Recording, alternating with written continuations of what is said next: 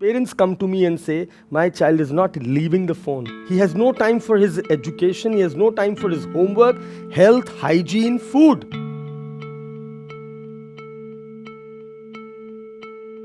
Same is happening when it comes to social media. A 19-year-old person is talking to my 11-year-old child. Are you okay with it?